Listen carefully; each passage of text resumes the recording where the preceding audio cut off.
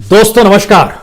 दोस्तों, प्रधानमंत्री का राष्ट्र के नाम संदेश, राष्ट्र का सच क्या है और संदेश के भीतर से कौन सी अनुगुंज आपको सुनाई दे रही है। हमें लगता है कि आज इन दोनों परिस्थितियों के बीच में आज खड़े हो जाइए और जरा महसूस करना शुरू कीजिए, क्या भारत को इतना कमजोर कर दिया गया है?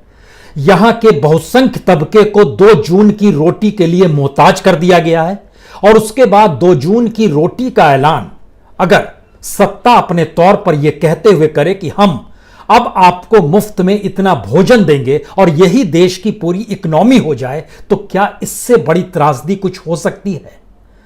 भारत तो दुनिया की इकोनॉमी में दौड़ता हुआ देश था। भारत तो विश्व गुरु बनने की दिशा में बढ़ता हुआ देश था। भारत की अर्थव्यवस्था, भारत का बाजार, भारत के भीतर का कॉरपोरेट, भारत के भीतर का दिमाग, अंतर्राष्ट्रीय तौर पर इसकी गूंज बार बार होती रही है। लेकिन मौजूदा वक्त ने भारत को उस सतह पर लाकर खड़ा कर दिया है जहां से आपको सिर्फ यह देश 2 जून की रोटी मुहैया कराने की दिशा में ही बढ़ता हुआ दिखाई देगा, क्योंकि कोई अर्थव्यवस्था को लेकर विजन नहीं है। और यह देश को अपने कब्जे में रखने के लिए कितना सस्ता सौदा है। ये 2,25,000 करोड़ में आप 1 साल तक इस देश के 80 करोड़ लोगों को मुफ्त में खाना दे सकते हैं। आप कहेंगे यह कौन सा मैथमेटिक्स है? आज के संदेश का एक ही संदेश है कि 80 करोड़ लोगों को अगले 5 महीने में मुफ्त में 5 किलो अनाज दिया जाएगा और उसकी एवज में सरकार के हिस्से में आएंगे 90,000 करोड़ रुपए। इससे ठीक पहले जब 3 महीने का जिक्र किया गया था कि हम आपको फ्री में अनाज देंगे, तो उसके लिए सरकार पर बोझ पड़ा था लगभग 60,000 करोड़ का। यानी दोनों को मिला दीजिएगा तो लगभग 1.5 लाख करोड़ रुपए में 8 महीने का मुफ्त में अनाज 80 करोड़ लोगों को यह सरकार दे सकती है। हमें लगता है इसमें 4 महीने और जोड़ दीजिए तो 12 महीने, और इन 4 महीनों का खर्चा हो जाएगा तकरीबन 75,000 करोड़ रुपए। जब तीनों को आप जोड़ दीजिएगा, शुरुआत के 3 महीने, अभी के 5 महीने और आने वाले वक्त में 4 महीने और भी दे दीजिए, तीनों का बोझ जो सरकार पर पड़ता है वो है 2.25 लाख करोड़ रुपया। यानी इस देश का सच यह है कि 2.25 लाख करोड़ रुपए में आप 80 करोड़ लोगों को अपने साथ खड़ा कर सकते हैं क्या? या उनके दिमाग को कुंद करके रोजगार सारा छीन कर और एक ऐसा व्यवस्था पूरे देश में बना दी जाए जिसके बाद लगे कि वाकई 5 किलो अनाज मिल रहा है, यही बहुत बड़ी बात है। इस देश का सच इसलिए यह अनूठा हो चला है क्योंकि मौजूदा वक्त का एक सच भारत का बार बार उस राजनीति को छूता है जिस राजनीति में लगता है कि आप चुनाव कैसे जीतेंगे, आपको वोट कौन देगा, वोट देने वाला कौन सा तबका होगा, उसकी कितनी बड़ी तादाद होगी। तो बीजेपी को जो वोट मिले 2019 में सत्ता में आने के लिए, वह वोट थे 22,90,78,261, यानी 22 करोड़। 2014 में वोट मिले थे 17 करोड़ 16 लाख और 80 करोड़ को आप भोजन दे रहे हैं। तो क्या यह माना जाए कि अब दिमाग में यह थ्योरी है कि इस देश के भीतर की अर्थव्यवस्था, इस देश के भीतर की इकोनॉमी, इस देश के भीतर का व्यापार, इस देश के भीतर का एजुकेशन, इस देश के भीतर का इंफ्रास्ट्रक्चर, हेल्थ को लेकर, स्वास्थ्य को लेकर, बेसिक नीड्स को लेकर सब अगर हम खत्म कर देते हैं तो उसके बाद लोग भोजन के लिए ही तो हमारे सामने हाथ फैलाएंगे और उन 80 करोड़ लोगों को हम 2.25 लाख करोड़ रुपए में 1 साल के लिए फ्री ऑफ कॉस्ट भोजन दे सकते हैं। कितना सस्ता सा गणित है ये, और इस गणित के भीतर जब झांकना शुरू कीजिएगा तो आप हैरत में आ जाइएगा। इस देश के भीतर में कितनी बड़ी बड़ी लूट हो गई, कितनी बड़ी तादाद में रकम को कॉरपोरेट को दे दिया गया, रिलीफ दे दी गई, बांट दिया गया, बैंक के भीतर से पैसा कहां चला गया, इस देश के जो पब्लिक सेक्टर इंस्टीट्यूशंस थे वो कैसे खत्म हो गए, उसको भी बेचकर कैसे पैसा आ गया। लेकिन 80 करोड़ के लिए 5 किलो अनाज की थ्योरी गजब की है।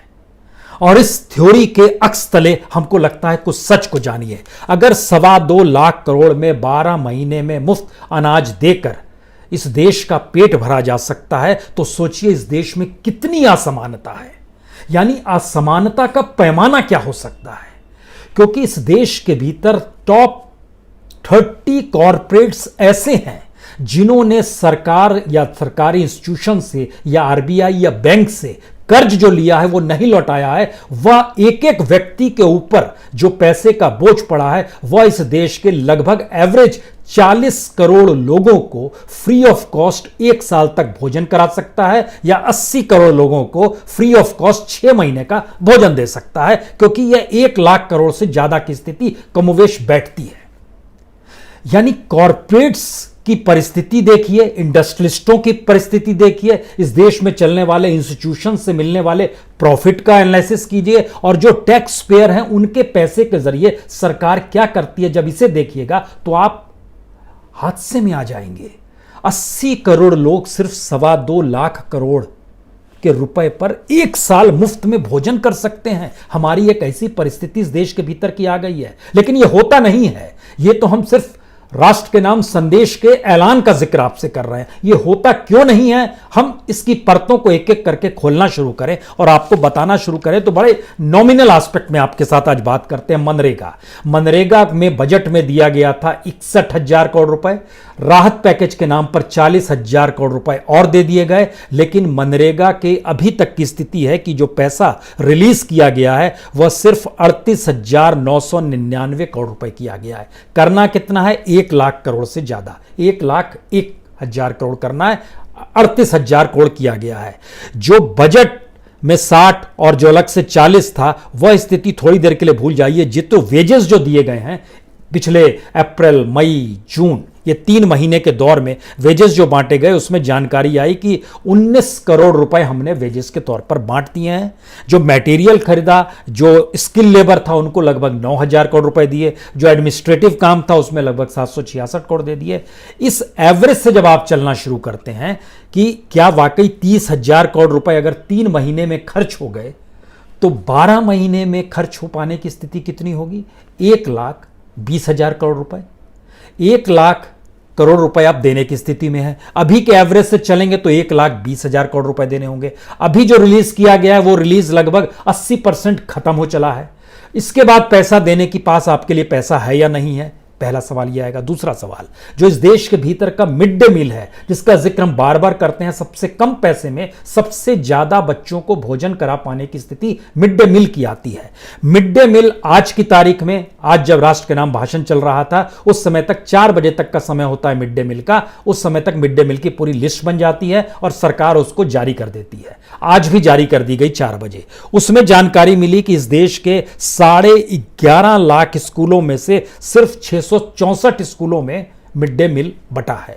इस देश के तकरीबन 12 करोड़ बच्चों में से सिर्फ 15,854 बच्चों को मिड डे मील मिला है, और उसमें भी सबसे ज्यादा असम के बच्चे हैं, जो कि 15,240 बच्चे असम के ही हैं, और 388 स्कूल असम, बाकी जगहों के कहीं नहीं है। इसमें उत्तर प्रदेश नहीं है, बिहार नहीं है, झारखंड नहीं है, उड़ीसा नहीं है, मध्य प्रदेश नहीं है, राजस्थान के बहुत 12 स्कूल हैं सिर्फ जहां पर मिड डे मील। बट यह स्थिति अगर इस देश के भीतर की है तो एक तरफ न्यूनतम का जिक्र, जिसके दायरे में बजट भी आता है, वहां से निकला हुआ पैसा अभी हम नहीं दे पा रहे हैं। मिड डे मील के लिए अलग से पैसा लगभग 1,600 करोड़ का ऐलान एचआरडी मिनिस्ट्री ने किया था, बोझ पड़ेगा, हम मिड डे मील छुट्टियों में भी बांटेंगे, लेकिन कुछ भी नहीं बट रहा है।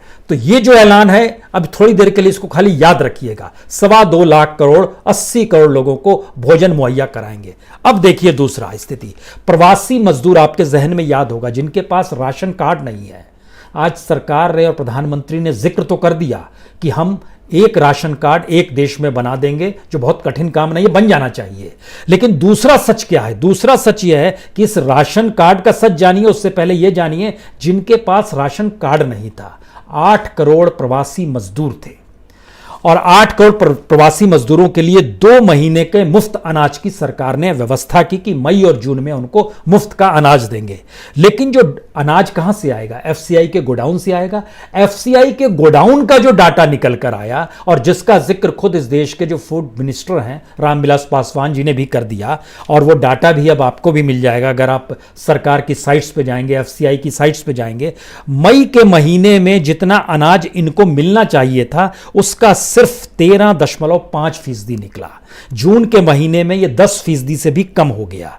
यानी मई के महीने में इन 8 करोड़ लोगों में से जो प्रवासी मजदूर थे, सिर्फ 1 करोड़ 7 लाख लोगों को ही अनाज पहुंचा सके। यानी 7 करोड़ लोगों को अनाज नहीं पहुंचा सके मई के महीने में। जून के महीने में 26 जून तक का डाटा आया है, 26 जून तक 8 करोड़ लोगों में से सिर्फ हम लोग पहुंच पाए हैं 79,20,000 जी, यानी यहां 1 करोड़ तक भी नहीं पहुंच पाए हैं। वहां तो 1 करोड़ को किसी तरीके से छू लिया था क्योंकि अनाज ही नहीं निकाला गया। यह तो पहला सच था। दूसरा सच इस देश के भीतर में पीडीएस सिस्टम का है, जो राशन दुकानों से अनाज मिलना चाहिए, अनाज बंटना चाहिए। उसका डाटा तो और चौंकाने वाला है कि राशन दुकानों से भी अनाज जो मिलना चाहिए था उसमें भी सिर्फ एक आंध्र प्रदेश है, बिहार है, केरल है और उत्तर प्रदेश है जिन्होंने अपने इलाके में पीडीएस सिस्टम में 90% अनाज बांटा है। दिल्ली, मध्य प्रदेश, उड़ीसा, झारखंड 30% से भी कम है। और ओवरऑल देखिएगा अगर ढांचा इस देश के भीतर में जितने भी राशन कार्ड हैं उसमें सिर्फ लगभग 58% लोगों को अनाज मिल पाया है, 42% को अनाज नहीं मिल पाया इस दौर में भी। और एक एनजीओ ने जब सर्वे करना शुरू किया तो उसने हासिल किया कि लगभग 60% अनाज की दुकानें तो बंद ही रहती है। जो पीडीएस की दुकान है उसमें कब व्यक्ति जाता है, कब अनाज लेगा। लेकिन इन सब से इतर अगला सच यह है कि जो एफसीआई के गोडाउन से पीडीएस वालों को अनाज उठाना होता है वो अनाज भी 40 से 45% ही उठा पाए हैं। सिर्फ अनाज का जिक्र हो रहा है, सिर्फ 2 जून की रोटी मुहैया कराने का जिक्र हो रहा है, जो सबसे न्यूनतम में मिलता है उसका जिक्र हो रहा है, वह जो पहले से चला आ रहा था उसका जिक्र हो रहा है। पहले से मनरेगा था, पहले से मिड डे मील था, पहले से पीडीएस सिस्टम था, उसको भी पूरा नहीं कर पाए, प्रवासी मजदूरों को पूरा नहीं कर पाए। और आज हमने 2.25 लाख करोड़ का जो साल भर का हमने डाटा निकाला, सरकार तो सिर्फ 1.5 लाख करोड़ रुपए खर्च कर रही है, वो 8 महीने के लिए खर्च कर रही है, लेकिन हमने कहा 1 साल भी फ्री कर दें। लेकिन 2.25 लाख करोड़ इस सरकार के लिए दुअन्नी और चुअन्ने की तरह है, या इस देश की इकोनॉमी में उसका कोई महत्व नहीं है। लेकिन सोचिए 80 करोड़ लोग अगर इतने कम भोजन पे आश्रित हैं या इतनी कम रकम पे आश्रित हैं तो इस रकम का मतलब क्या होगा। इस रकम का मतलब भी हमें लगता है ये डराने वाला है, क्योंकि कॉरपोरेट को लगभग 6 लाख करोड़ रुपए 4 साल में माफ कर दिए गए। जो एनपीए है तकरीबन 9.5 लाख करोड़, इन दोनों को जब आप मिलाना शुरू करेंगे तो इसका मतलब है कि 5 साल तक इस देश में मुफ्त अनाज, अगर एनपीए और कॉरपोरेट के हिस्सा को जोड़ दें, 5 साल तक फ्री ऑफ कॉस्ट इस देश के 80 करोड़ लोगों को आप भोजन दे सकते हैं। और उसके बाद अगर हम सेक्शन वाइज जोड़ना शुरू करें, जो पीएसयू बेच के डिसइन्वेस्टमेंट का पैसा था, जो बंदरगाह बेचे गए, जो हवाई अड्डे बेचे गए, जो बैंक्स के जो लगातार लोन बढ़ते चले जा रहे हैं और उसका एनपीए बढ़ते जा रहा है, लगभग 6% तक एवरेज हो रहा है सारे बैंकों का, जो नॉन बैंकिंग सेक्टर जिसमें सबसे बड़ा आईएलएनएफएस है उसने जितनी गड़बड़ी कर दी और उसका जो घाटा था, उस घाटे के मातहत तो इस देश के लगभग 80 करोड़ लोगों को आप 3 महीने तक फ्री ऑफ कॉस्ट भोजन दे सकते थे। वह घोटाला उसने उधर हो गया। अलग अलग जगहों पर अलग अलग तरीके से इस देश के भीतर में कोई कमी नहीं पैसे की, यानी कॉरपोरेट को रियायत, इंडस्ट्रीज को रियायत, अलग अलग सेक्टर्स को रियायत, जिसमें रियल एस्टेट भी आएगा, जिसमें बैंक्स भी आएंगे, जिसमें पावर सेक्टर भी आएगा, जिसमें रेलवे भी आएगा, जिसमें पीएसयूज भी आएंगे और जिसमें वो तमाम कोऑपरेटिव्स भी अब आने लगेंगे, जिन कोऑपरेटिव्स को आरबीआई के मातहत करते हुए सरकार अब वहां से भी पैसा लेना चाहती है। लेकिन आरबीआई से जो सरकार ने पैसा निकाला, एक बजट होता है, उस बजट के जरिए सरकार को चलाना होता है देश। जनता टैक्स देती है, सरकार के पास पैसा आता है, उसके जरिए आप देश चलाते हैं। लेकिन आप वह भी मैनेज नहीं कर पा रहे हैं तो स्थिति यह हो गई कि आपने आरबीआई से भी जो पैसा लिया है और पिछले 3 साल के भीतर जो इस देश का पैसा आरबीआई के जरिए जो निकाला गया है कि हम देश चलाएंगे, उसके जरिए इस देश के 80 करोड़ लोग लगभग 3 साल तक फ्री ऑफ कॉस्ट भोजन कर सकते हैं। हम सिर्फ सत्ता को इसलिए चुनते हैं कि जनता टैक्स का जो पैसा देती है, जो तकरीबन 10-10.5 लाख करोड़ होता है, जो इनडायरेक्ट टैक्स होता है वह भी कमोवेश इतना होता है, तो डायरेक्ट इनडायरेक्ट टैक्स के जरिए सरकार के पास दूसरी कोई कमाई नहीं है। सरकार दूसरी कमाई डिसइन्वेस्टमेंट के जरिए करती है, लाइसेंस को बेचेगी उसके जरिए पैसा आ जाएगा, खनिज संसाधनों की लूट होगी उसके जरिए आ जाएगा, या इस देश की पूरी इकोनॉमी को अपने हथेली में रखकर हर नियम कायदे बनाएगी, उसमें किसी को रियायत चाहिए, कोई छूट चाहिए तो उसके नाम पर खेल होगा। यानी इस देश को आपने अपनी उंगलियों में जब फंसा लिया तो हमको लगता है आखिरी बात जरा समझने की कोशिश कीजिए, जब इस बात को बहुत गर्व से कहा जाता है कि हम अमेरिका की जनसंख्या के लगभग दुगने, ब्रिटेन के लगभग 12 गुने और यूरोपियन यूनियन के लगभग 2 गुना, अमेरिका के 2.5 गुना, ब्रिटेन के 12 गुना और यूरोपियन यूनियन के लगभग दुगने लोगों को हमने फ्री ऑफ कॉस्ट भोजन दे रहे हैं, तो हमको लगता है इसके भीतर का एक सच आपको और जानना चाहिए। इन तीनों जगहों की जब आप पॉपुलेशन को मिला दीजिएगा तो कुल 85 करोड़ लोग हैं। अमेरिका में लगभग 33 करोड़, ब्रिटेन में लगभग 6.5 करोड़ और यूरोपियन यूनियन में लगभग 44 करोड़ 45 करोड़, तो लगभग ये 85 करोड़ है। भारत में 80 करोड़ का जिक्र हो रहा है और यहां पर लगभग 85 करोड़ है। इन 85 करोड़ लोगों की आय जो है वह आय भारत की तुलना में सिर्फ 25 गुना ज्यादा है। भारत की प्रति व्यक्ति आय लगभग $2,100 होती है और इनकी एवरेज आय जब निकालिएगा तो यह लगभग 50 आ जाएगा, $50,000 और यहां पे $2,000, यह अंतर है। अमेरिका में प्रति व्यक्ति आय $65,000, ब्रिटेन में $41,000, यूरोपियन यूनियन में $38,000, भारत में $2,000। एक हिस्सा ये। दूसरा, जो बेरोजगारी भत्ता और कोविड के वक्त में जो उन्हें रियायत दी जा रही है, वह रियायत भारत में मिलने वाले किसी भी टॉप मोस्ट ब्यूरोक्रेट को जो मिलता है पैसा, जो सरकारी अधिकारी को मिलता है, वह 2 लाख बेसिक जो उसका एक बेस होता है, उससे भी ज्यादा वहां पे बेरोजगारी भत्ता कोविड क्राइसिस के दौर में सब मिला के दिया जा रहा है। स्थिति यह हो गई है कि $600 एक्स्ट्रा दिए जा रहे हैं कोविड क्राइसिस के दौर में, जो कि इससे पहले तकरीबन 2 से 3200, 2000 से लेकर $3200 तक वहां पर जो अनएम्प्लॉयमेंट मिलता है उसमें $600 और जोड़ दिए गए। यानी भारत की इकोनॉमिक्स के तुलना, और आप हम लोग क्या एक भूखमरी वाले देश के बीच में हैं, और इस देश के प्रधानमंत्री जब राष्ट्र के नाम संदेश देते हैं तो एक भूखमरी की परिस्थिति है क्या? कमोवेश एक यही सच है, क्योंकि अभी तक हम लोग गरीबी की रेखा से नीचे का जिक्र होता था तो 29 करोड़ का जिक्र होता था और उनकी आय जो रहती थी वो लगभग मान के चलिए कि उनको जो भोजन मिलता था और प्रति महीने जो रहती थी उनकी आय, वह लगभग 33-35 रुपए तक पे आके अटक जाती थी। हम ऐसी स्थिति में आ गए हैं जहां पर यह देश में 80 करोड़ लोगों को 2.25 लाख करोड़ रुपए, इसका मतलब है इस देश का कोई एक कॉरपोरेट अगर सोच ले कि हमको इस देश को अब अपने हिसाब से चलाना है, वो पैरेलल में खड़ा होकर ऐलान कर दे कि हम मुफ्त में अनाज देंगे, आपको कोई काम करने की जरूरत नहीं है बरसों बरस तक, तो कुल मिला के 5 साल के लिए आंकड़ा बैठेगा लगभग 12 लाख करोड़ रुपए। 12 लाख करोड़ रुपए में कोई भी कॉरपोरेट तो इस देश को खिला सकता है और उसके बाद वो कह दे आप लोग को कोई काम करने की जरूरत नहीं है और अब ये देश में हम ही को चुनाव जिता दीजिए। कुल वोट मिलते हैं बीजेपी को 2019 में जो मैक्सिमम है 22 करोड़, तो उसको तो 25 करोड़ आसानी से मिल जाएंगे।